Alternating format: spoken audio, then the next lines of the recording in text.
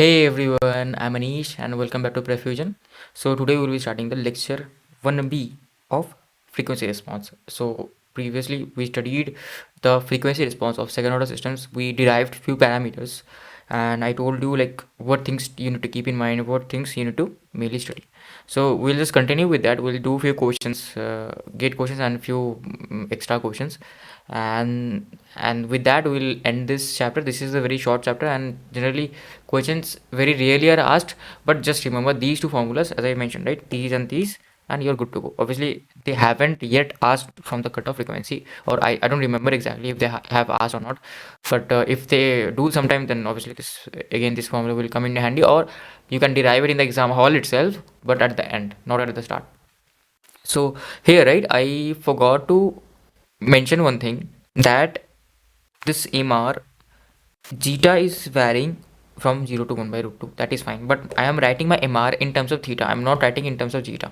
Then for theta, what are the limits? So if zeta is varying from this, then zeta is equals to what? Cos inverse theta. That is true, right? Zeta equals to cos inverse. Zeta equals to cos theta. Zeta equals to cos theta. That we know, right? Zeta equals to cos theta. Now if zeta equals to cos theta, then how will my theta vary? Theta vary inversely with cos theta. If theta increases, then cos theta decreases. At theta equals to 0, cos theta is 1. At theta equals 90, cos theta is 0. So theta cos theta decreases with increasing theta. So this signs will be interchanged basically. So if cos theta equals to 0, what does that mean? That means 90. So maximum value of theta will be 90. Maximum value of theta will be 90. And what about this 1 by root 2? When is cos theta 1 by root 2? It is at theta equals to 45. So at theta equals to 45, it is 1 by root 2. So at theta equals to 45, it is 1 by root 2. Now if it is equals to 1 by root 2, then what does that mean? That means, okay, well, yeah, like you can understand from the graph also, uh, that from that root locus graph also, right? Root locus graph also. So we're plotting few plots, right? We're plotting the polar plot, and as we go along this direction, what is happening to my theta? What was theta? Theta was the angle with respect to my negative real axis. It is not that theta which is the angle with respect to positive real axis. It is the angle with respect to negative real axis. Do keep this in mind. This theta has came from the time response. So I hope you are revising your chapters also, and you're not getting confused with the terminologies. So here, as I am increasing my theta, what is happening to zeta? Zeta is reducing. It is going to 0 because here it is going to undamp. As I am reducing my theta, zeta is going to 1. That is basically what is happening. So theta goes to 0, zeta goes to 1. Okay. And theta goes to 90, zeta goes to 0. That is exactly what is happening here. So I hope you got the basic idea here. So my theta range will be this. So obviously this solution can't have theta more than this or less than this. The theta should lie within this, as theta is within this. So only then we will be able to use this formula, only then this will be valid. So just keep that in mind. Nothing much to tell about this one I just wanted to summarize. So one thing also we wanted to summarize, that my maximum peak, my peak resonant is a function of what? Basically zeta and the dcn. It is not a function of omega n. It is not a function of natural frequency. So my mr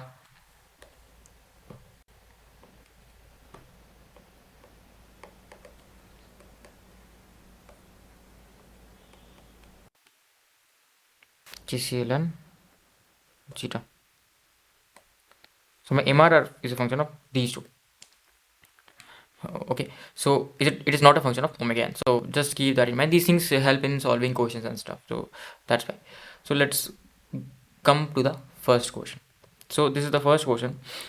So this is a GATE 2018 question. In this question, they have asked for a unity feedback control system with forward path transfer function. Now, what does this forward path transfer function mean? Basically, what is the forward path? I've explained in like the basic chapter also. What is the forward path? Forward path is like this, right? When you have a block diagram, let me just draw the block diagram. G, and this is H, and here it is coming minus plus Okay, what do you mean by forward path? Basically we're moving in the forward direction, right? This one.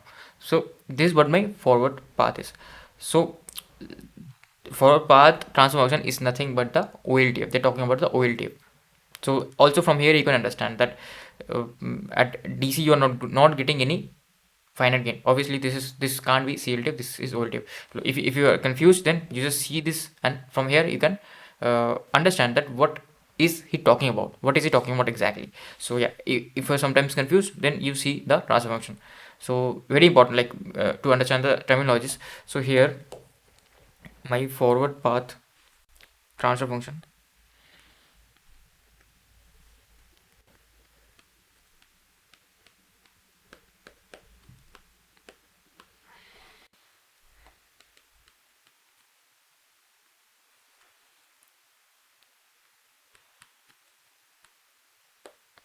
transfer function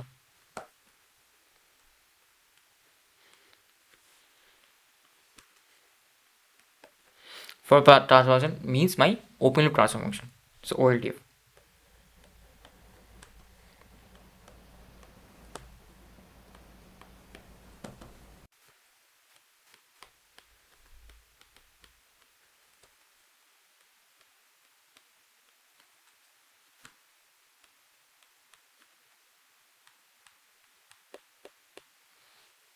So this is the first doubt that will come into the student's mind. So then this is a bit of doubtful thing.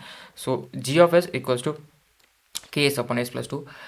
So they have told us the peak resonant magnitude mr of the closed loop frequency response. So here also they have mentioned closed loop, right? From here also you can get the hint that this is talking about the open loop response is 2. So a peak resonant they have given 2, the corresponding value of gain key. So they want to they want us to find the value of gain k. So what will be the value of gain k? So first we have, for that we have to write the CLTF from the OLTF. So what is my closed loop transfer function? So my closed loop transfer function, as this has given that they haven't given, okay, they haven't talked about the unity feedback, but assume nothing is mentioned, so we'll assume unity feedback system. So first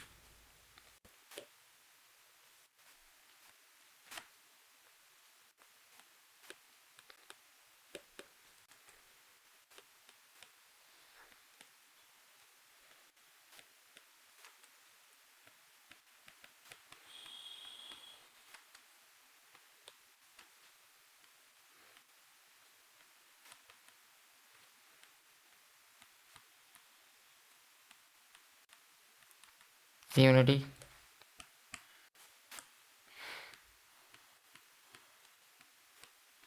feedback system. So what is my CLTF will be? So CLTF will be OLTF plus 1 plus OLTF. OLTF plus 1 plus OLTF. So this is for unity feedback. We're assuming unity feedback. So what is the other information that is given? Other information is given of the resonant peak, which is equal to 2. Now what is my CLTF? So I will just simply write it as T of S equals to simply K by S into S plus 2 plus K. Okay, now what is the formula for MR? MR has its formula like this. MR is equals to KCL by sine 2 theta, or you can write it in terms of zeta. I am just more accustomed to this, so I follow this. You can write it 2 zeta into under root 1 minus zeta square, that also you can write.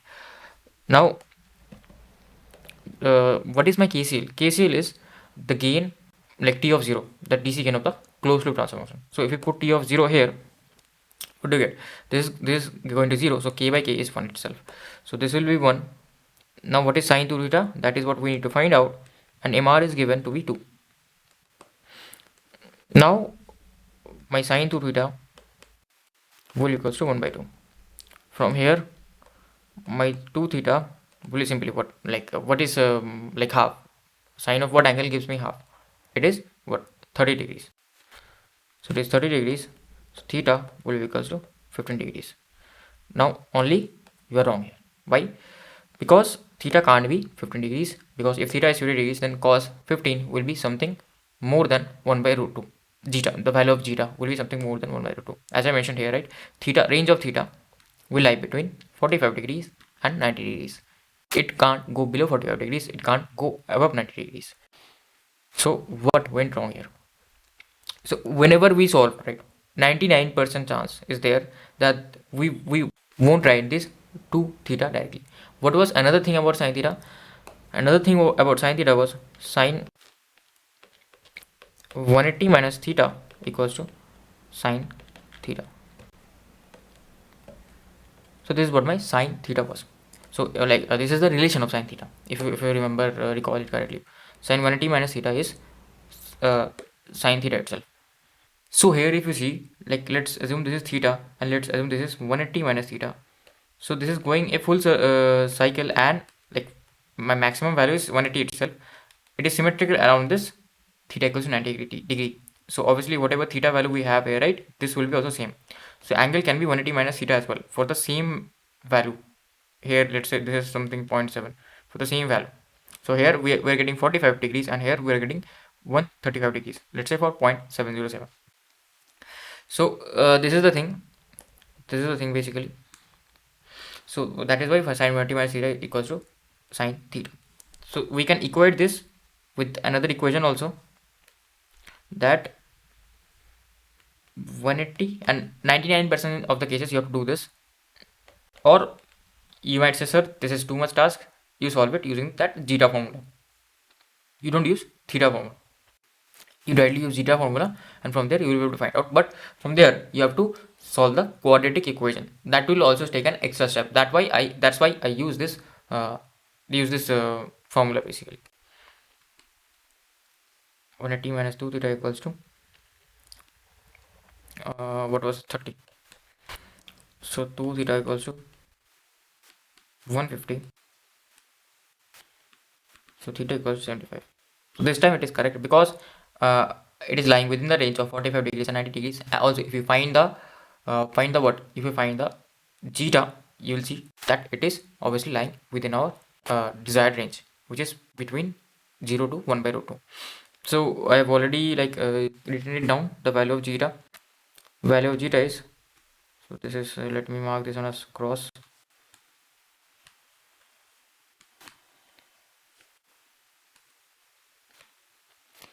This is cos 75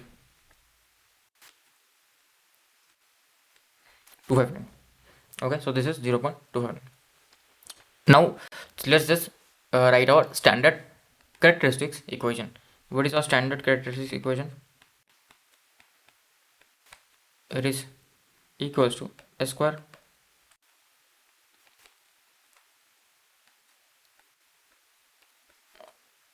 plus 2 zeta omega ns plus omega n square equals to 0. Now here I will obviously replace zeta, but let me first write a characteristic equation of whatever transfer function is given to us. What is given? Basically the denominator is the characteristic equation of the CLTF, right? So this is s square plus 2s plus k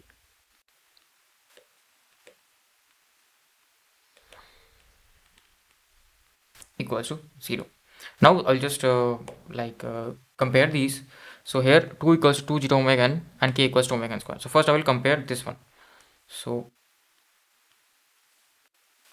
this is 1 and 2.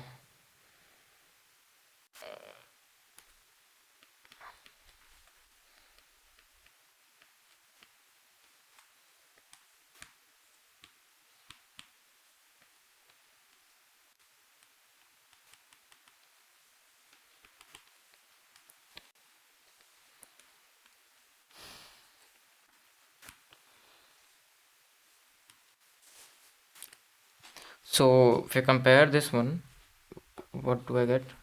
Let me take another, if I can find another color, let me take orange. So 2 zeta omega n equals to 2 itself. Now zeta I know. What is zeta? Zeta is 0.259 into 0.259 259 into omega n. Omega n is unknown that I need to find out, and this is equals to 2. So 2 cancels out. So omega n equals to 1 by 0.259, which is almost equals to 3.86 radian per second. Don't mess up with the units. I will just write this in the next page.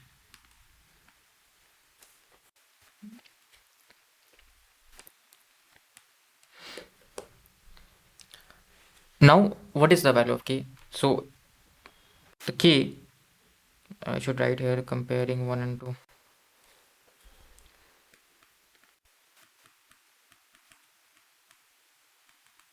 Let me take this to the next page also. This is too much, Genji.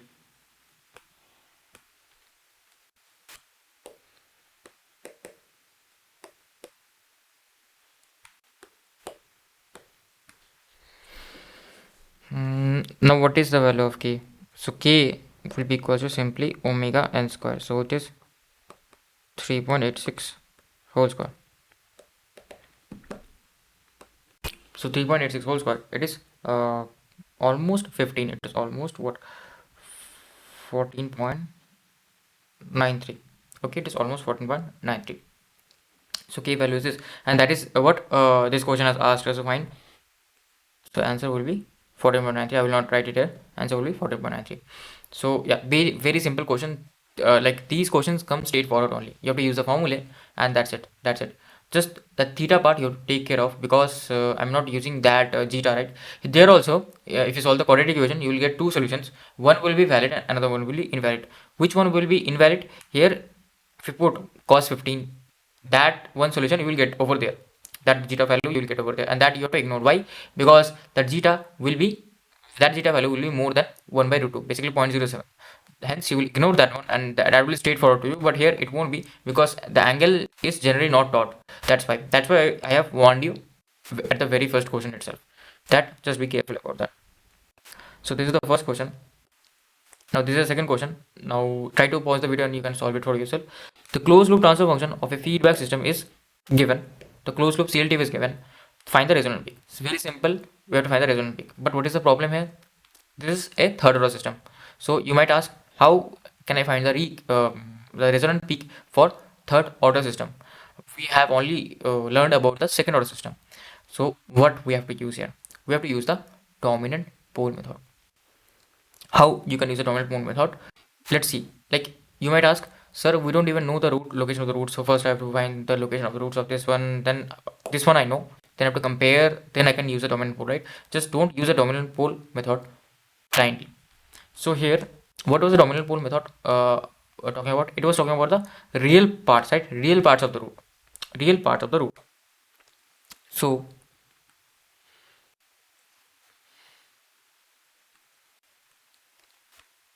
this is an underdamped system. That's why this whole concept of resonant peak is coming. Obviously, we can say this is an underdamped system. Like we don't even have to find the roots, as the question is telling us by itself underdamped. So we'll consider underdamped. So what happens in the underdamped? The roots are complex conjugate. Now, if the roots are complex conjugate, what does that mean? That means the roots will lie something like this, and the other root, third root, will be here -20. Now, can you tell me, like we have to just compare the real parts for dominant, right? We have to compare the real parts. So can you tell me, where does the real part of these two lie? Can you tell me that? The real part will be here, the summation of these two, because what is this? This is a summation of the roots. Summation of the roots. Negative of summation of the roots. As we sum the roots, what happens? The conjugate, the imaginary part cancels out, because they are opposite of each other. They will cancel, and only the real part will be remained. And we have to divide it by 2 also, because that part is getting added twice, isn't it? So if let's say one of the root is a plus jb, another root is a minus jb, and the summation of these roots, right, 2a should be equals to -2, the negative of this coefficient, b by a. You remember, right? This is class 10 formula. So a will be equals to -1. So here my a is at -1. So now if I compare these two poles, so let's name this pole as let's name this as a, let's name this as sp3. So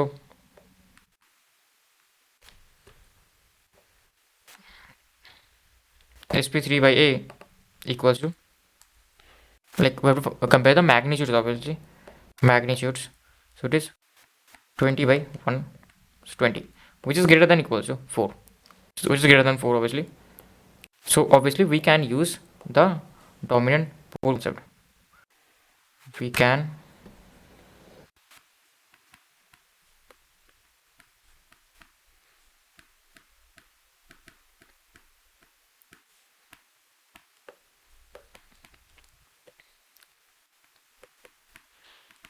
use the dominant pole concept.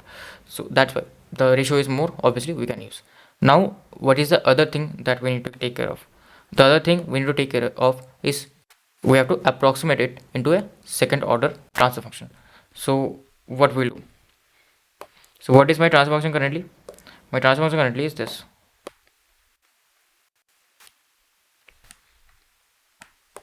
So my transfer function currently is this.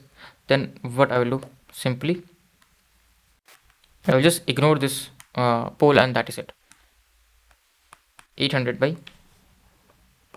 a square plus 2s plus 40. Now this is wrong. Why? Like if you understood that this is wrong, then this is good. Else if you have forgotten, then this is bad, because in the first chapter all this is taught.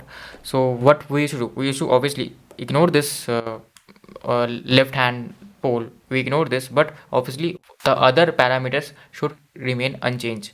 What were the other parameters? One of the parameters was DC gain. DC gain of this one and this one should be same. What is DC gain of this? DC gain of this is 80. Sorry, this is not 40. Sorry, yeah, this is 40. Is it? Yeah, this is 40. Okay, 80. 800 by 20 into 400 should be same as this one. Here, what is the DC gain? DC gain is 800 by 40 itself. We are missing a 20, so obviously we have to add a 20 also. Okay, just be careful about that. Add a 20 also. So that is how we approximate this one.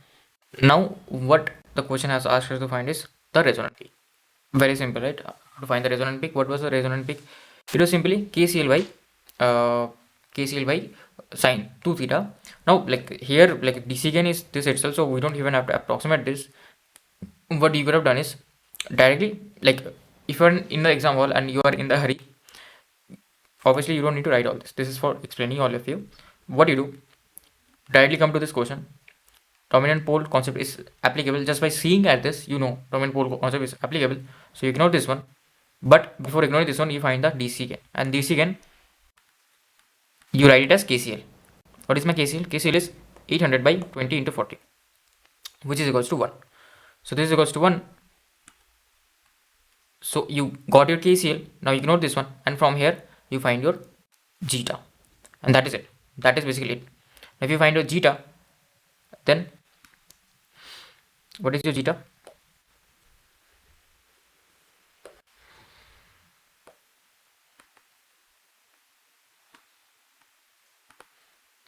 Zeta equals to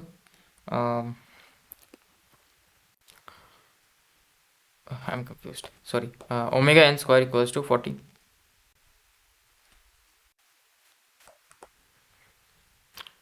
Sorry, I think there has been some mistake. Sorry. The question, there has been some mistake. Actually, the question, this was supposed to be 64. Sorry. This was supposed to be 64. That is what I am thinking, because omega n, like I made this question and omega n I thought it as 8. So all this will remain same. This one will just become 64. And the DC gain of course will change. And DC gain this time will become, it will become 800 by 20, so which is equals to 440 itself, 40 by 64. So DC gain will become 64. Now omega n square from here will be obviously 64. So omega n will be 8 itself. So here this is not this is not, this is simply 64.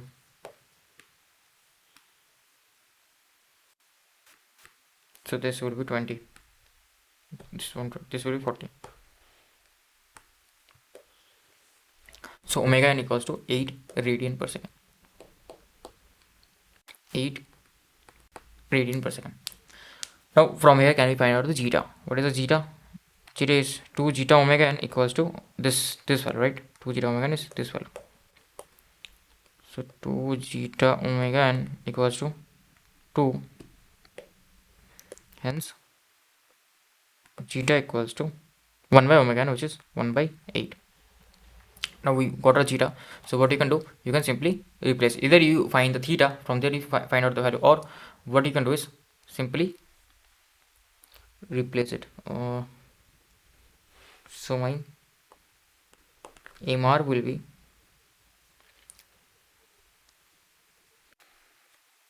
this 40 by 64, 2 times zeta. Simply this time I am using this formula only, 1 by 8 under root 1 minus zeta square, so 1 by 64, so 63 by 64. So this is 40 divided by 2. Like this I can almost assume as 1. If I almost assume this as 1, so this will be 1 by 4, and then this 4 goes above. This is 160 by 64, so this is almost 2.5 something, 2.5 something. Okay, so like this is how you can approximate, like if you are in a crunch, but obviously I am not in a crunch, so I'm just finding the calculator. Where is my calculator? Just hold on a second.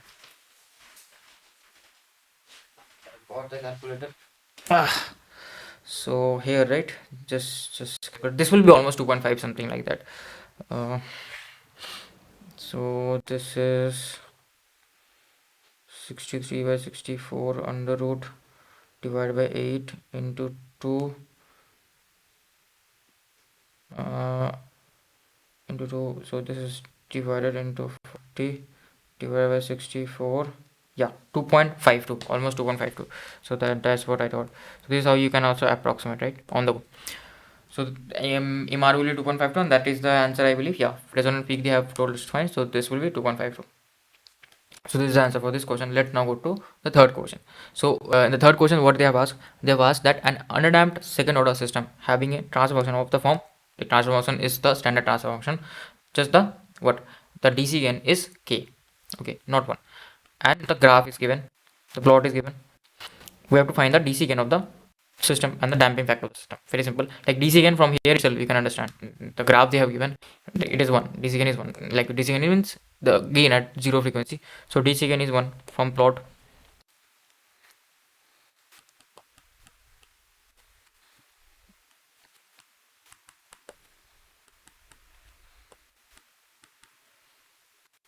DC gain is 1.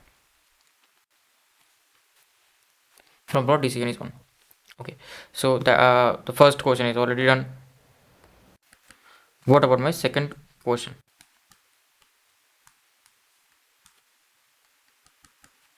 What about my second question? Second question is the damping factor of the system. So what will be the damping factor of the system? So damping factor, basically you have to find 2 zeta omega n. So for that we can find it through this peak resonance, because omega r isn't given, and we know our peak resonance was function of only damping factor and the closed loop DC gain. DC gain is 1, so we can find the damping factor from this peak resonance. Peak resonance is given as 5. So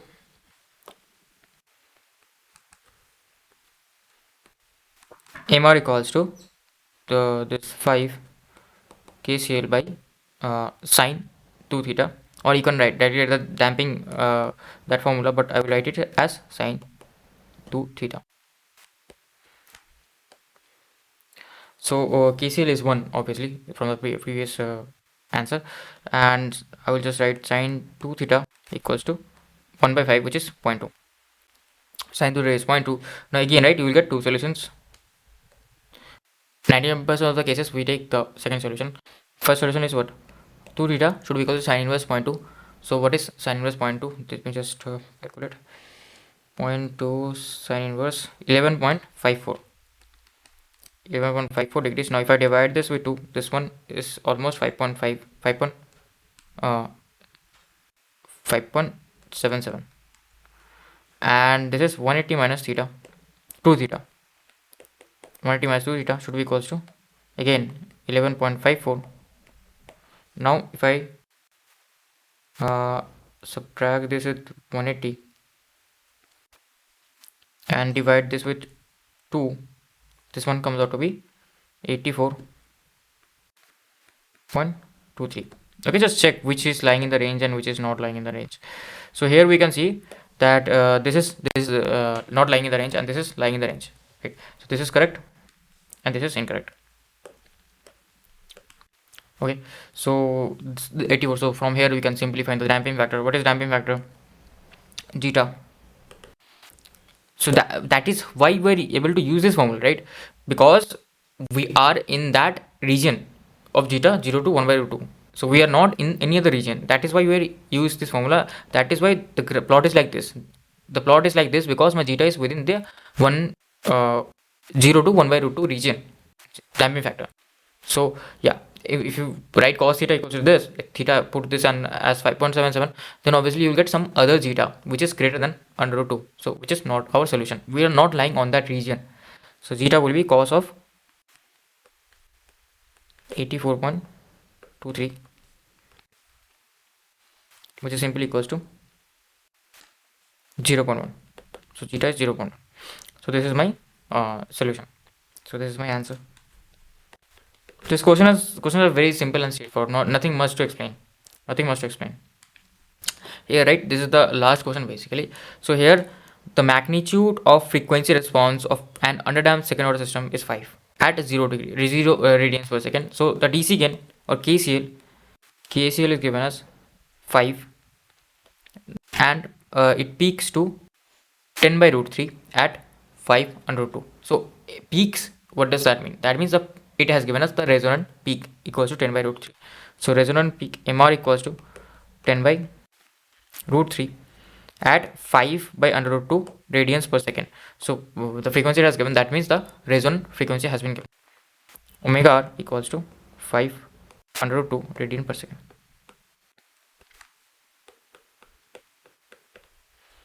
So resonant frequency has been given. What does that mean? That means that like we just put it in the formula. So what is like from the question, can you do anything? From the question, can you do anything? Options, I mean, what you can do, they have given us a DC gain, right? So if you just put s equals to 0, you check can you eliminate any options. You put s equals to 0 on everything is going to 5. So no, we can't eliminate the options here. Difficult to eliminate the options. So obviously you have to solve using the conventional method. So KCL is 5, and like what is my standard transfer function written as? It is KCL into omega n square divided by s square plus 2 zeta omega ns plus omega n square. So this is what my standard transfer function can be written as. Now KCL is given 5, that is good, but all this I have to find. How will I find it? Obviously with that MR formula. So MR equals to what? KCL by sine 2 theta. Now KCL is given as 5. MR is also given. What is MR? MR is 10 by root 3. So 10 by root 3 equals to 5 by sine 2 theta. So my sine 2 theta will be root 3 by 2. Now obviously this 2 theta can be equals to what? 2 theta can be equals to 60, or 180 minus 2 theta will be equals to 60 degrees. Now which one will you choose? Here theta is coming to be 30 degrees, which is not possible. Theta will lie between 45 to 90 degrees. So this obviously I will take the second solution. So theta is coming to be 60 degrees. So if theta is 60 degrees, then what is my zeta? Zeta is cos 60, which is 1 by 2. So zeta is 1 by 2. Now you know zeta. Now what you do? You find the resonant. This is the flow basically, because MR has only one dependency, zeta. So you find zeta and then you go to the resonant frequency formula. You can't go to the resonant frequency formula at the start, because for resonant frequency you need to know two things: the natural frequency and the damping factor. and we don't know the natural frequency. That's why we won't use the formula of that one. Resonant frequency first. So this omega r, yeah, sorry for the interruption. So omega r equals to omega n under root 1 minus 2 zeta square. So here, what is my omega n? Omega n equals to no, omega n we need to find, and omega r equals to 5 under root 2, and omega n we need to find, and zeta is 1 by 2. So this becomes 1 by 2 itself, because 1 by 4 into 2, 1 by 2 minus 1 by 2, 1 by 2. So omega n becomes 5 radians per second. Okay, you don't even have to put this here, so you don't have to put this here. You can directly check from the options which one is matching. Sorry, not 5, sorry, this is 10, right? This is 10 radians per second. So this was my omega ns. So obviously 10 square is only this one, so obviously only option A will be correct, other option will be incorrect, but still we'll write this in the standard format. So what was my standard format? It was KCL into omega n square 100 divided by s square plus 2 zeta omega ns. Zeta was 1 by 2, so 2 cancels out, and omega n is this 10s plus omega n square 100. So you can see it is exactly matching with this one. So yeah, basically this is it for this lecture, and in the next lecture we'll start with the polar plot, and I will just relate few things with the lecture 0, the polar plot, so don't be confused with that. So just relate few things, and this chapter is end. So this chapter doesn't have much weightage, but just remember those two formulas, and this is very simple and straightforward formula, so straightforward chapter, so don't worry about this chapter, right? Just remember those two formula, and how to remember also I have told you, and how to remember those simply just by using the theta formula. That is also much simpler than remembering that one. So yeah, this is it for this lecture, and I will see you in the next lecture. Thank you for watching.